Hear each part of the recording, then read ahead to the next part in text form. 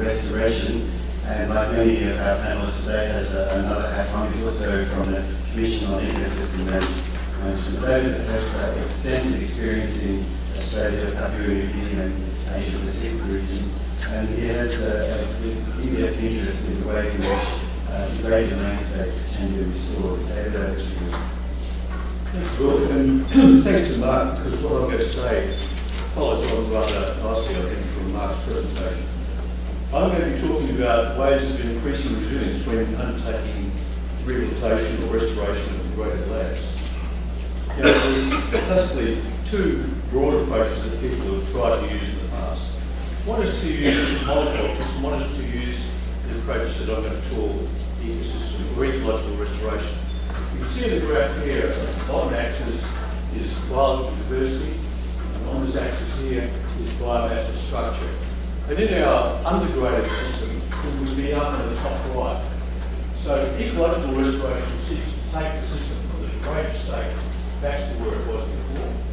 That's an expensive operation, so a much more common approach is to put in a monoculture of some class or increase species, which means biological diversity is low, but you get back in some environments. Now, these have both got disadvantages. The disadvantage of the monocultures is that despite their productivity and the fact they can generate income, they only provide a limited array of goods and services, and they're very vulnerable to pest diseases and also to market changes. The disadvantage of ecological restoration is that although it is obviously a beneficial thing to do if you're interested in conservation, it requires considerable ecological knowledge, it's expensive, it has few immediate benefits to landholders, and therefore it can be difficult to apply over a large area. And in many cases it might not be even ecologically possible because of the degree of change to the landscape or because of climate change. Now there's a third approach which fits halfway in between, and that is to use some but not all of the original species, and perhaps you might even use some exotics. And this creates what some people have referred to as rehabilitation, or others have referred to as novel ecosystems. The advantage of this is it can provide some financial benefits to the landholders who's living on these degraded landscapes, but it also provides some functional conservation benefits. But in balancing conservation and production, you immediately come up with a series of questions. What are the design rules, and more particularly, how resilient will these new systems be that you will create, these new novel systems? Now, Mark has given us a definition of resilience, and mine is pretty much the same. It's the capacity to tolerate or adapt to disturbances, but to remain in the same state, the same structure of functioning feedback mechanism. The advantage of looking at resilience is it avoids a search for optimal productivity, which those monocultures did, or to achieve some possibly unattainable form of state, which may be the case with some ecological restoration. The question is, of course, how do you do this? Now, I'm going to talk about four things, and Mark has already alluded to them, or he repackaged them in a slightly different way.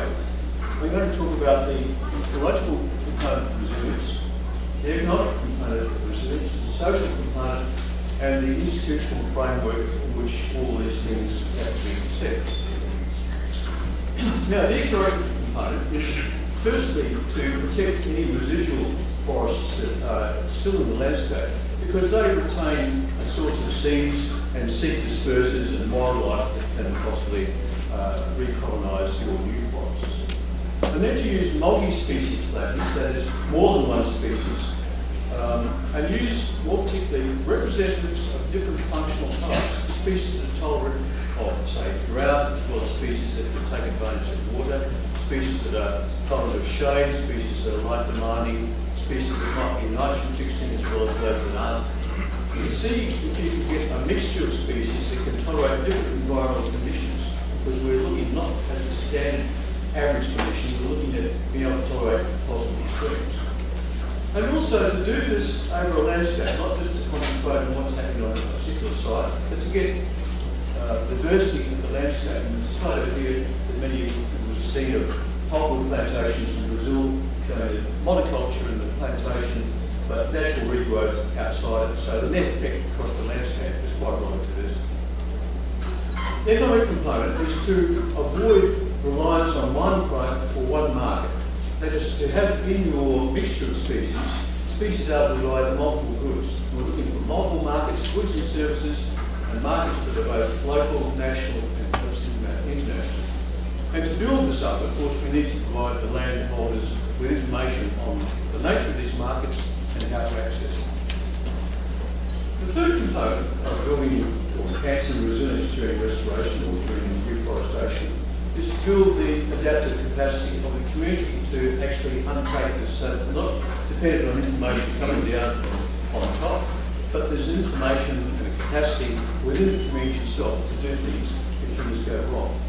So how much to do this? Well, you identify and promote local champions, people who are already doing promising things that need a little bit of help and can be respected and understood by their peers or their neighbours.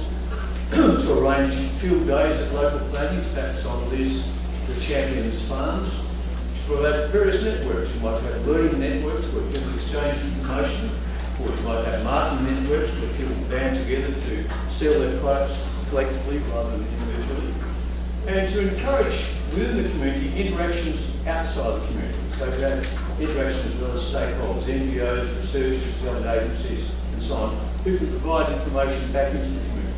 So the idea of this is to build within the community what I'm referring to as a restoration memory, where there's information retained in the community and passed down within the community, so it's not entirely dependent on the outside.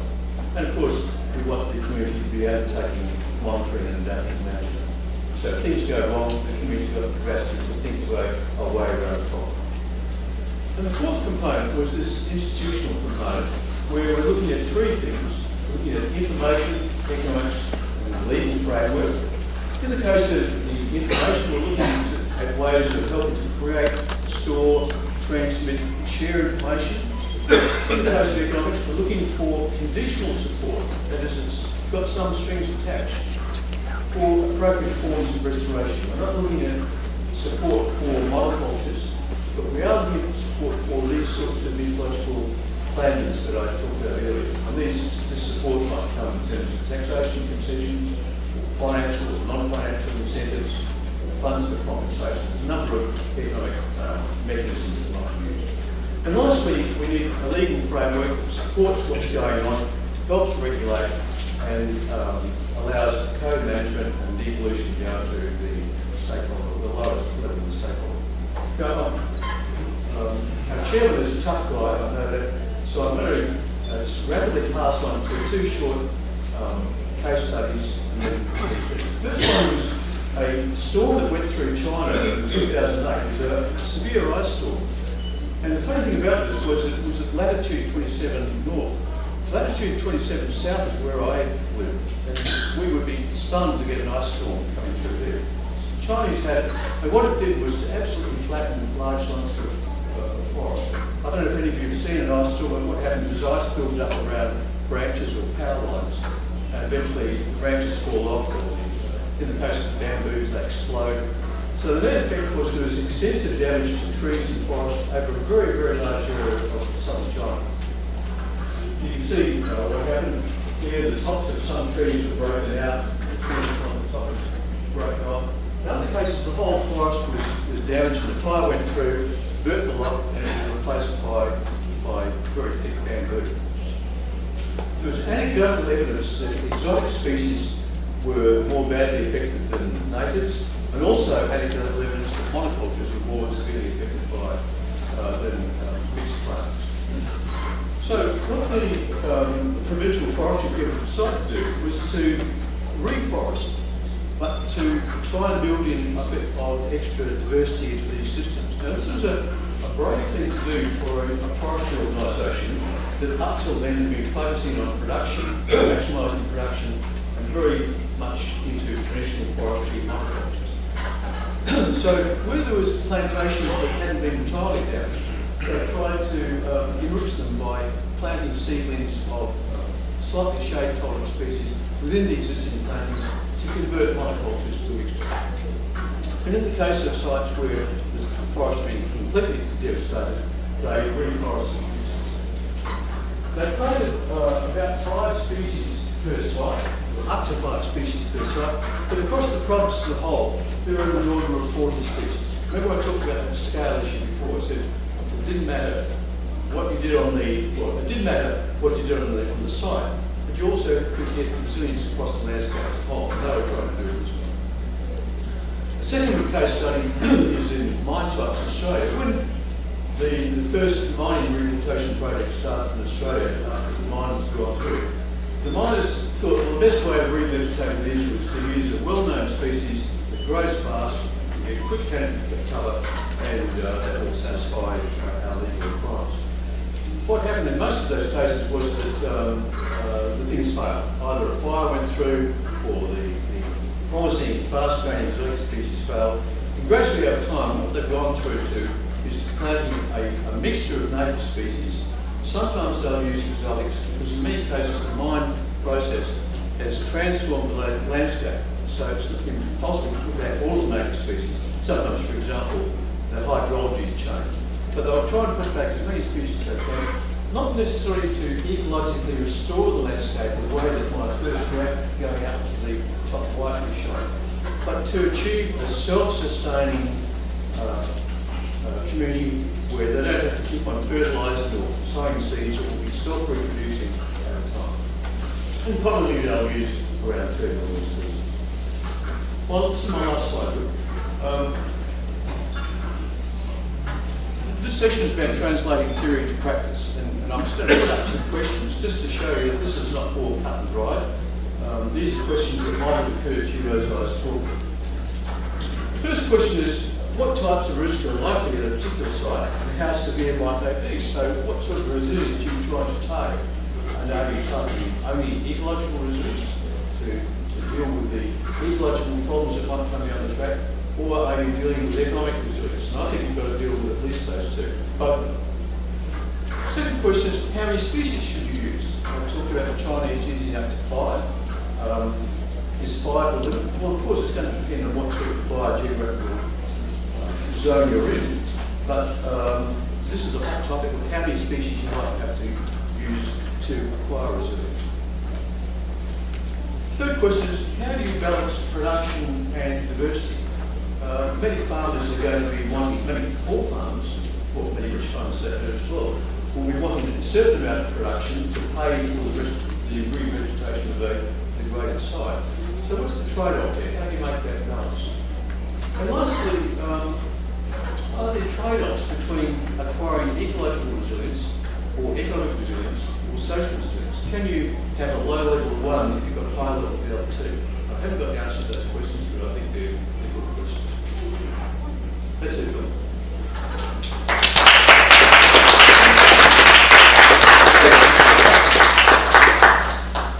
Thanks very much, David. I will keep moving along. So Joe is only going to talk to us. Joe is only very well known to many of you in his previous incarnation, when he played a really fabulous role in the City Secretariat, where he headed the Division of Scientific, Technical and Technological Matters. But he's currently a visiting professor at the UN University of Advanced Studies in Japan. So over to you, Joe.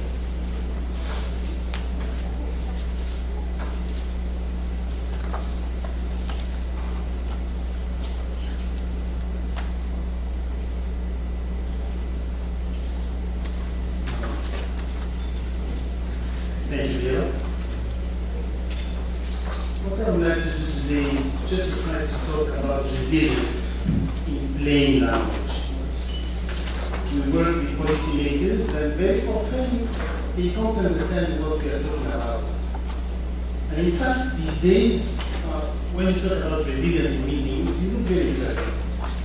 You find in many publications the word resilience, of course, in relation to climate change, risk management, etc. So that is quite interesting. But if now we are asked to go out, look around, and tell the government of Jeju if Jeju is an island that is resilient, I think we're going to have a lot of difficulty with that. So that is why I'm so concerned about the word resilience, and let's see how we can solve the problem, how we can start talking resilience in a plain language. Now, my feeling is that socio-ecological production landscapes can help us. Mark talked about social and economic production landscapes, so this is really very good. My feeling is really that if we concentrate on these practical things, we can come up with some factors that will help us describe what is really resilient, and if something is not resilient, what we can do to make that ecosystem resilient, and how we can have all these things integrated into policy. Now, all of us, you know what socio-ecological production landscapes are, but let me just tell you that particularly in the context of the Satuyama initiative, I'm going to mention that in a few minutes, we consider socio-ecological production landscapes are dynamic mosaics of habitats, you know, woodlands, growlands, you have villages, you have mountains, you have forests. So you have so many things that they are all contributing to many things that are vital to us. We get food, medicinal plants, and fuel, etc. So they are very, very useful. And you find them all over the world, but with different names. In Japan, they are called Satuyama and Satumi. Now, these socio-ecological production landscapes, over the years, we just realized that they have been very sustainable because they've been also very resilient. So what we're going to try to do is to see what in socio-ecological production landscapes can help us understand what resilience means. So in socio-ecological production landscapes, unfortunately these days, you notice that some of them are being abandoned, some degrading, and some threatened, and some of them